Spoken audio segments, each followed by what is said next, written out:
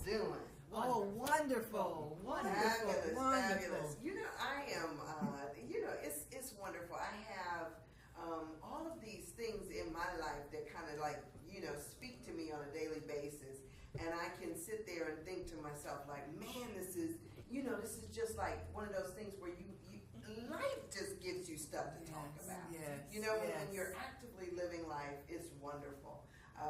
And not enough of us, I think, go through life on a being conscious about what it is that they're thinking on a day-to-day basis. Mm-hmm. So when I started thinking about what I wanted to talk about today, it was interesting because one of the things that occurred to me is that I don't know that we realize, but each of us has a totally different image and idea about what God is.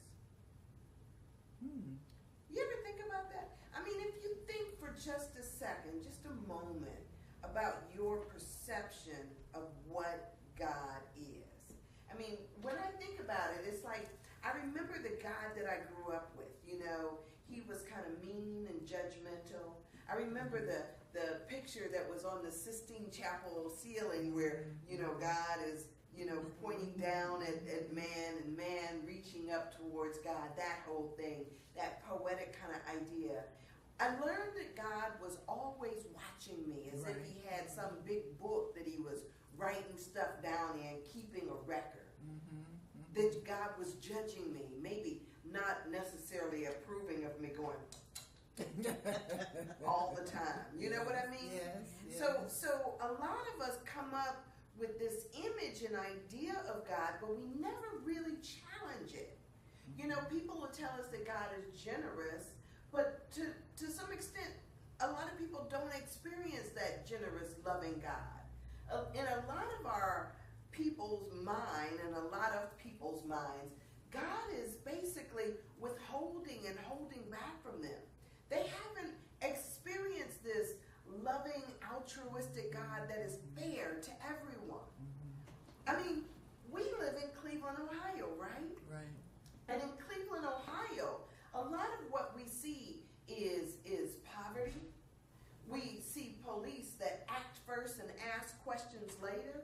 We see the impacts in our community that doesn't speak to the God that we talk about here. This God that is all loving, all accepting, all forgiving, that is generous and totally give.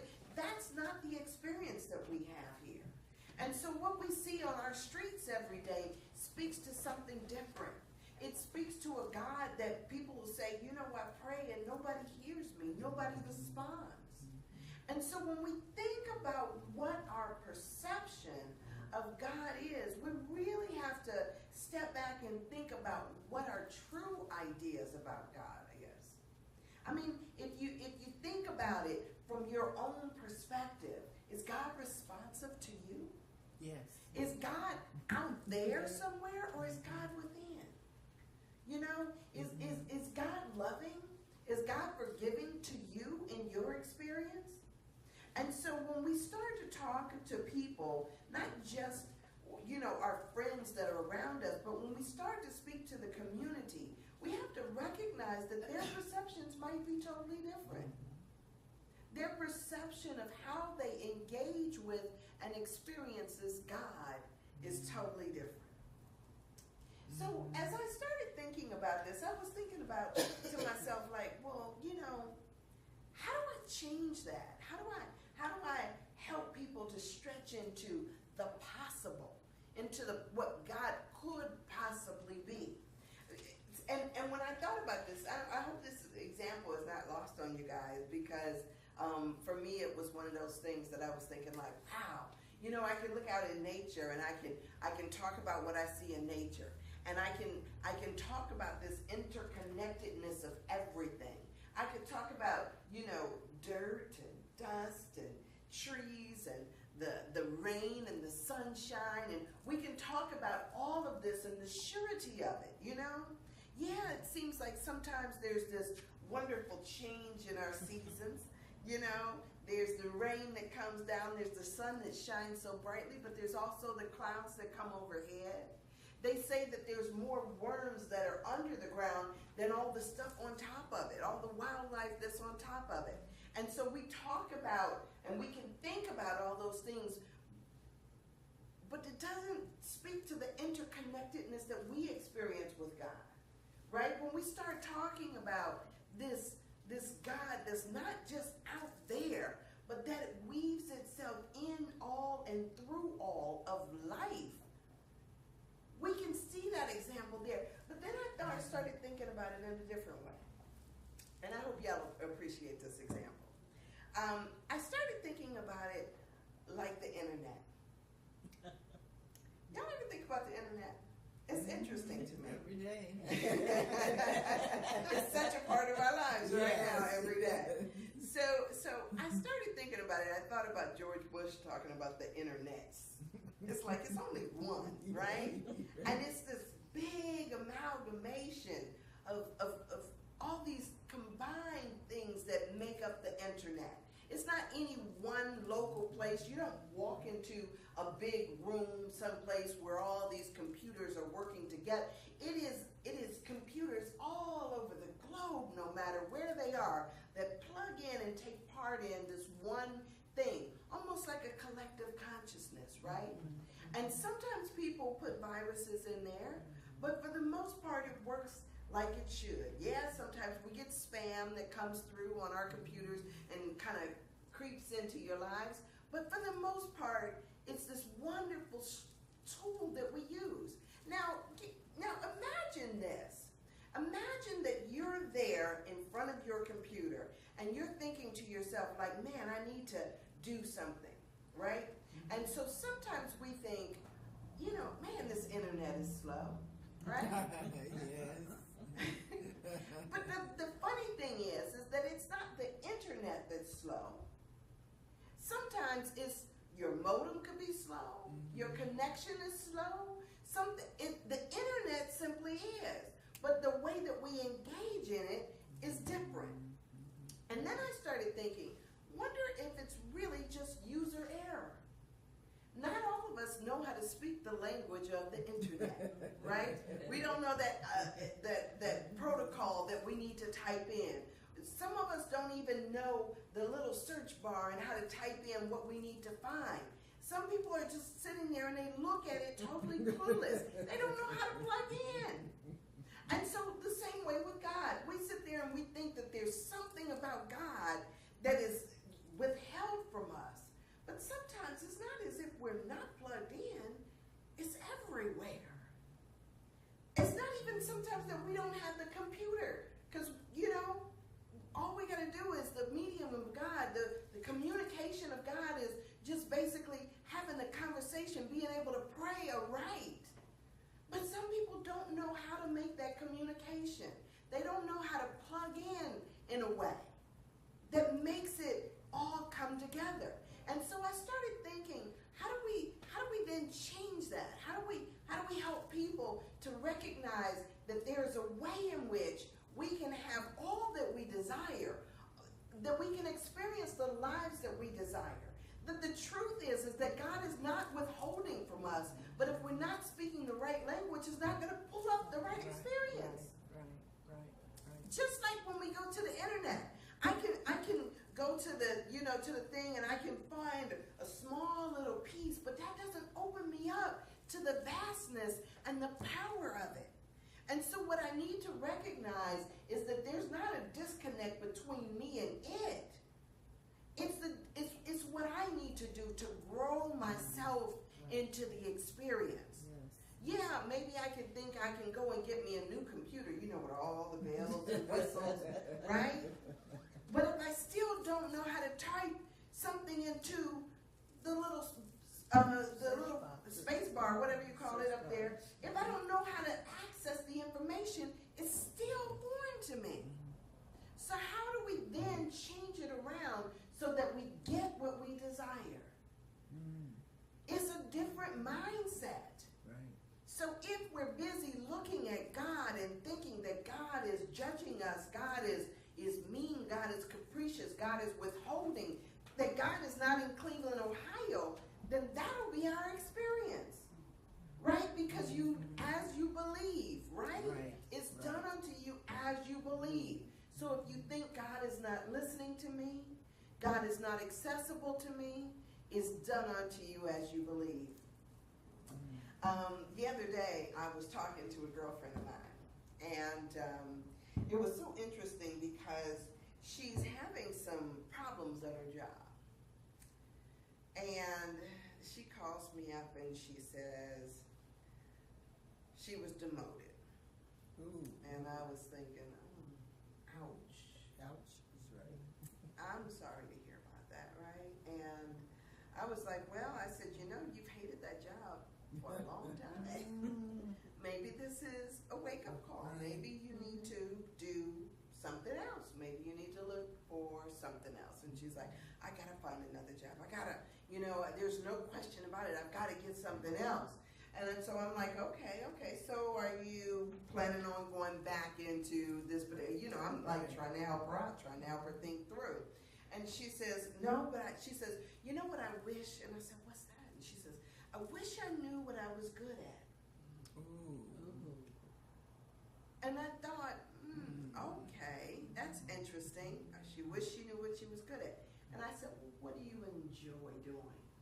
And she said, no, Sandra, I'm not talking about what I enjoy. I'm talking about what I'm good at because I need a job. Joy doesn't pay the bills. And I thought, ooh. I said, well, maybe that's why it doesn't.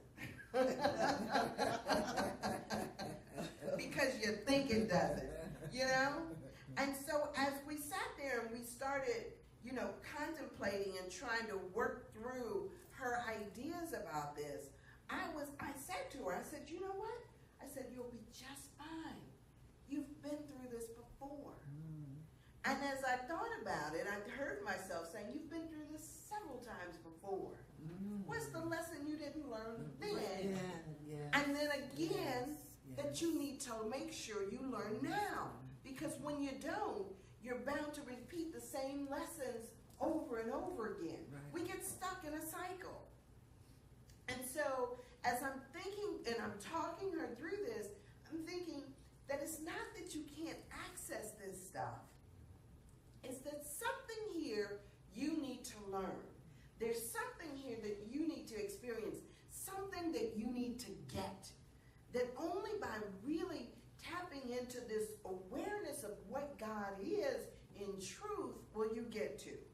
Because as long as she's thinking about he's the man in the sky that is bestowing upon her according to its whim, according to whether or not she, and so then here's the other thing she said to me, which I thought was interesting.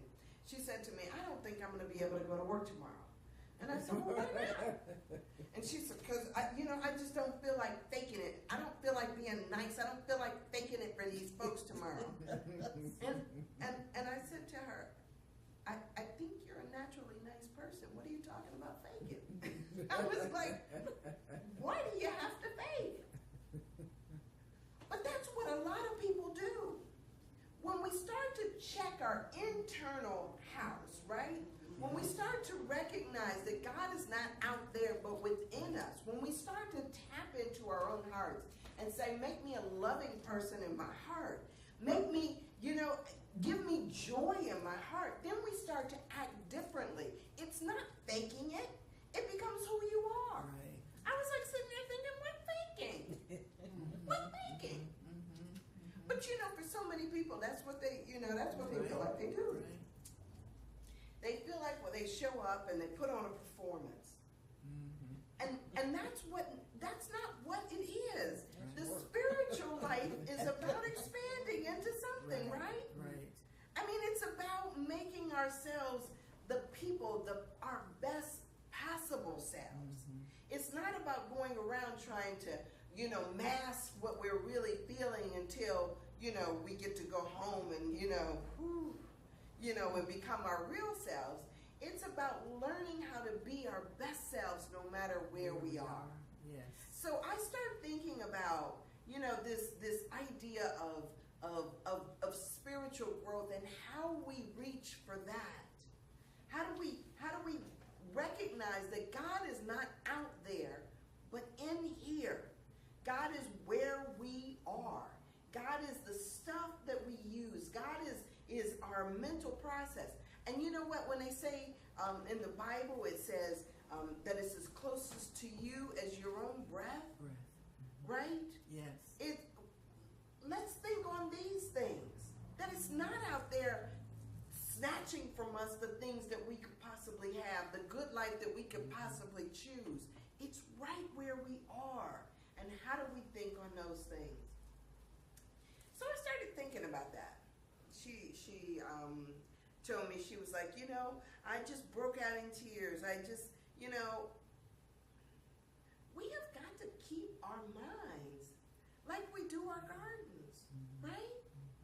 And if we keep going back and reflecting over things that we don't want to experience or that we don't want to be true, things that make us sad, then those are the things that will keep recurring and coming up for us. I'm telling you, I remember when I took the idea that, you know what, I am not at the effect of my thoughts. I am the controller of them.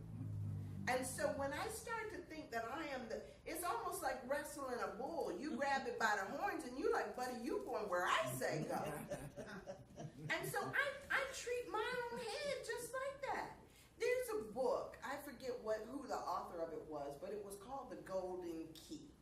You guys ever heard of that? Oh, Emmett Fox, I think. Emmett Fox? Okay, Emmett Fox, thank you.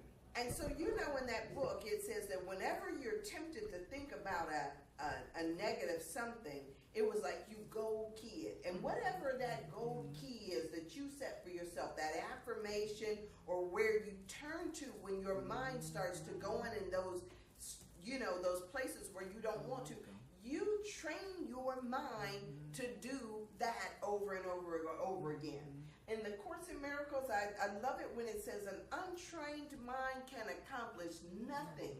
We train our minds. We train ourselves to think a particular way.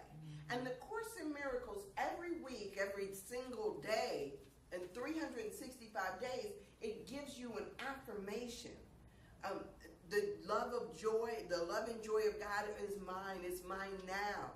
And when we start to think about the peace and joy of God and it being ours, when we start to think about, and I know that's true for you, and we do that on a daily basis, we recondition our minds to think in such a way that it is in alignment where we desire to go. Not just it, arbitrarily going over wherever it goes, because we're tempted to get caught up in a lot of craziness. Right. I mean, here in Cleveland, Ohio, there is something constantly in the news that can take us there, right? We can turn on our TV or we can go out our door and it'll take us down a negative path. I mean, we are challenged from every side, day in and day out, to get caught up with what's wrong with life. But how often do we concentrate and focus on all that's right? How often do we say that, you know what, the buck stops here. When you come in my area, this is positivity zone, right? I see what goes on. I see the violence. I hear the gunshots. I know that people are unemployed, underemployed. People are unhappy. I see people who look in the mirror and don't like themselves. I see people who don't like our police officers, our government, our education system. I see people who are who are involved in the system and they're steadily trying to change it because they know that there is a power in challenging a thing. So why don't we? Right? I mean, you ever see, of course y'all do. You ever see a boxing match? They get on TV and they're in there and they're in the boxing match, right? And everyone's, most of what they're doing is they're punching each other over in the face and in the head and torso and everything. They're really trying hard to beat each other up, right? But no. Yeah. And so every once in a while somebody goes down, right? And the referee, as soon as one goes down, 1, 2, and the thing is, don't you stay down, because if you stay down for that count of 10, you're out. That's it. But those people, when they get in the ring thinking, you know what? I can conquer this. They get in there thinking that they are, this challenger cannot defeat them. That's kind of like Goliath, right? You get in there and life is going to knock you down. And sometimes it seems like it just beats you over the head. But the point is not to stay down. The point is to get back up and to know that you are able and equipped to combat anything that comes in your direction. Because you are. You wouldn't be here if you weren't, right? Right. I mean, we are the people. This is the time, and the challenges are everywhere. But we are able to make a difference. We're able to fight and to get back up when we're knocked down. So why don't we? Why don't we? That's the question. Why do we sit there and life knocks us down, and instead of just getting back up, we start complaining and whining? And we sit there and we, oh, woe is me. Right? And then it's like, okay, let's get on the first thing coming. Because you know what? There's something about it. I used to talk about this hang time that I loved. I love the analogy. I went to see a while back ago, they used to have the circus that came out to Randall Mall, right? Yes. And they would have these wonderful displays on the trapeze artists, right?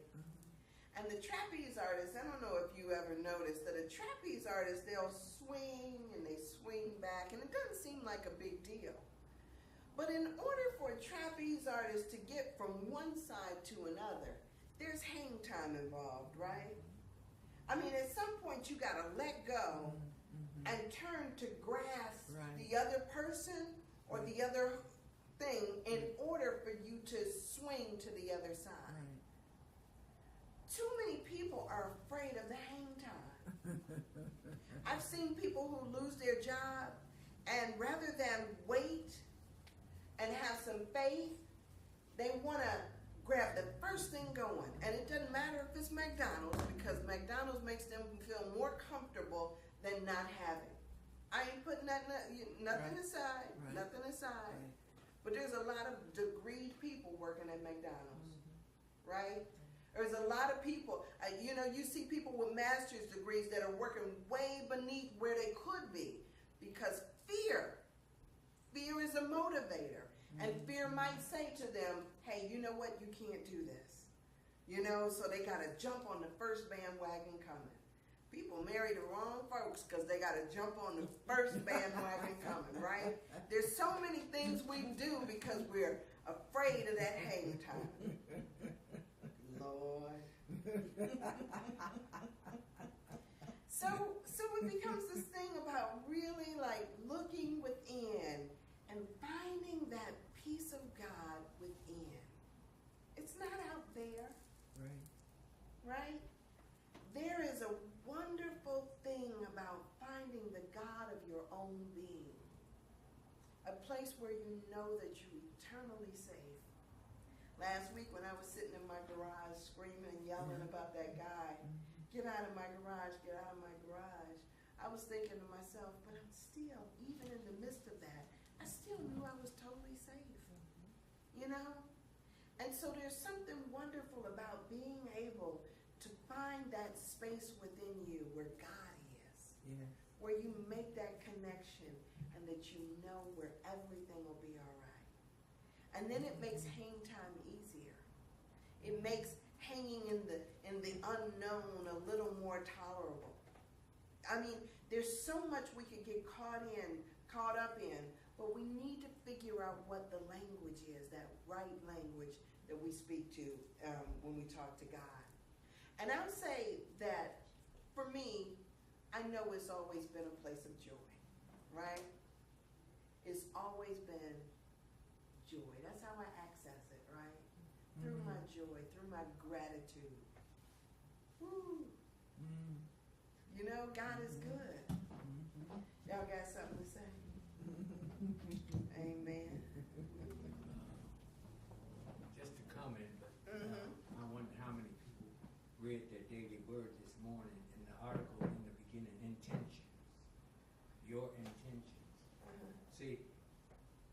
people I know, they're religious, and they claim that all the wrongdoing, since God is everywhere, God, everything is owned by God, that when an act comes that they disagree with, like a storm, that's God. Or the people overseas, they were certain locations where they say the people were punished because of God.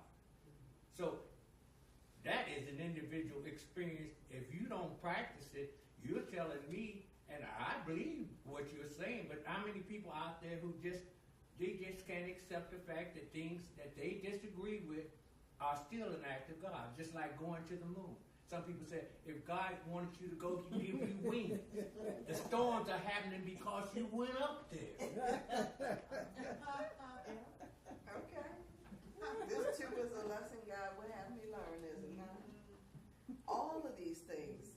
And finding a place in the midst of all of that to recognize no matter what, God. I'm the one that says all the time that even in the midst of the storm, I know everything is going to be all right.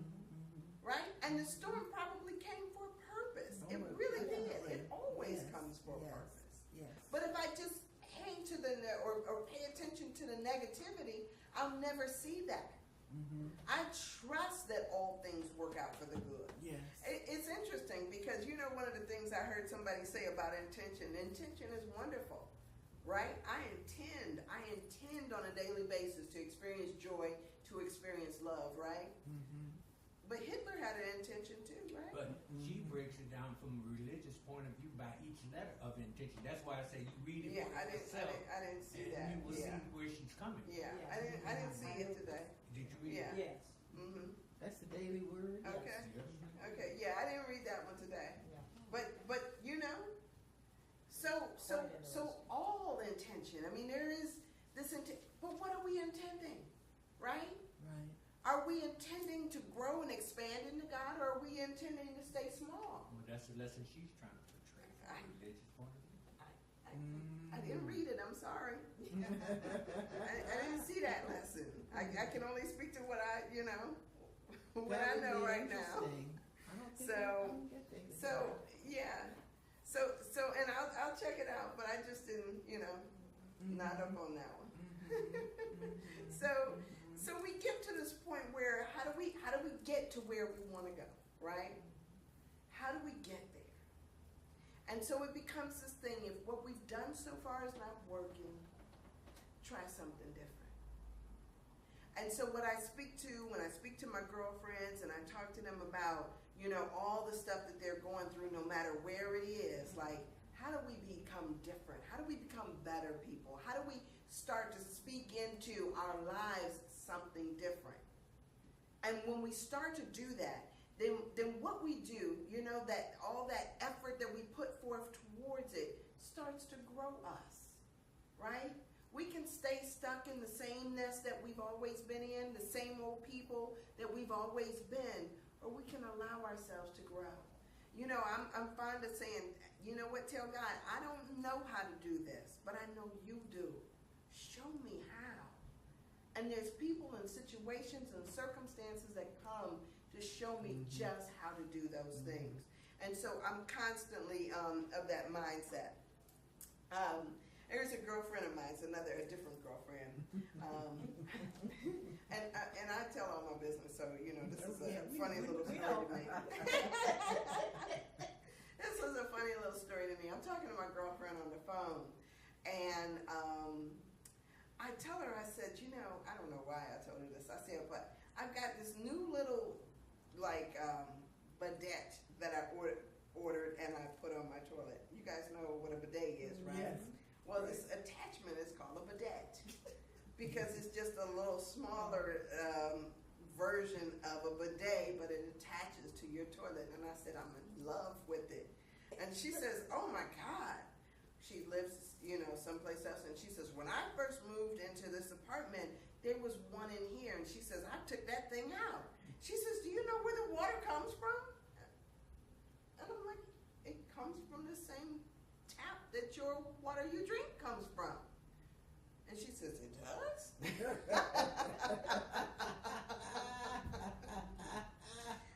But somehow she thought that the water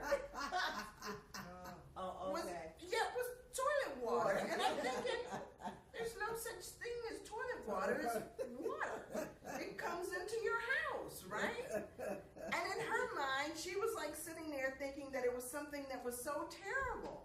And I'm thinking, oh, well, you know, if you don't know, you know, if you don't know, don't assume, ask.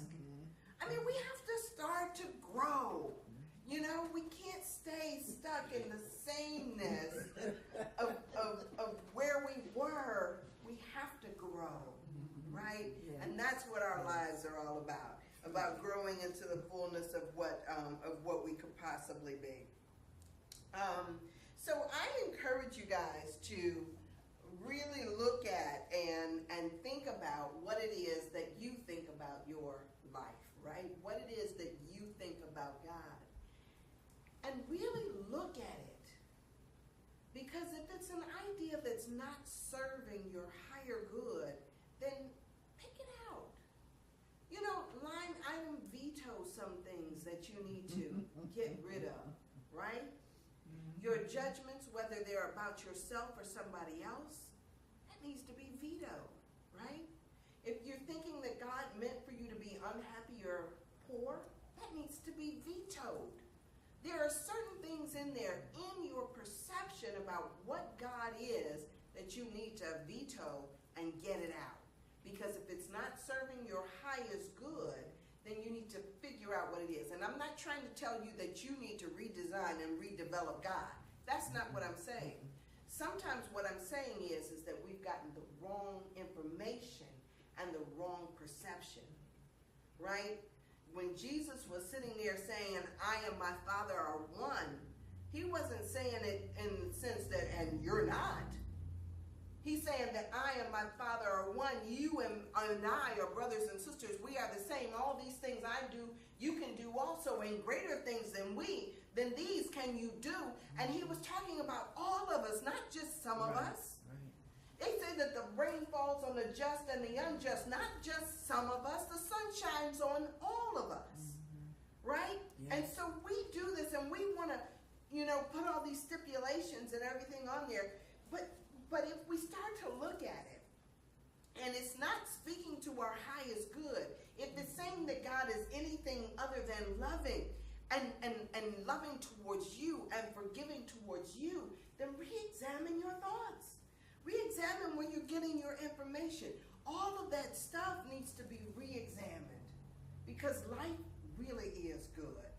And it's good for all of us, not just some of us. It is good for all of us, not just those people, you know, overseas, or not just those people out there in the suburbs when we drive through and see their nice lawns. It's good for us if we stay right here. Right. It's good. Yes. It's the same God. It's not withholding from you and giving to others. Right. It's where do we intersect with it? And what's the language that we're using? What's our expectancy level? If you don't expect any better, guess what? You don't get any better. Right. I know for me, life is good, it's juicy, and I know it can be the same for everybody. So when life seems like it's knocking you down, when you got challenges, when you got all of this stuff going on, just keep getting back up. Yeah. And you know, you'll get another opportunity to see things different and to do things different. Right. Oh, isn't it Yes, wonderful? it's wonderful. All right, so pray with me. So Mother, Father God, in this moment, we just recognize you as all, in all, through all. In this moment, right here, right now. God, we bless the world, not just, well, yes, our government. Yes, we bless the leaders. Yes, we bless the media. We bless everything and everybody. God, knowing that we are one with all that we see. We bless it all, God. We bless Reverend Jackson even when he's not here. We bless Aurelia wherever she may be. We bless everyone who may be watching, and even those that are not, God. We just bless the world. Yes. God, we bless it that we grow into seeing everything the way you do, through eyes of love, through eyes of forgiveness. God, thank you that you show us and that you remind us on a daily basis of how wonderful life is. Even if it's just our seeing a flower or recognizing a tree, God, we recognize you in all of life. God, show us something different. For those that are struggling, God, just heal their hearts. Touch them in a way that they know for sure that it's you.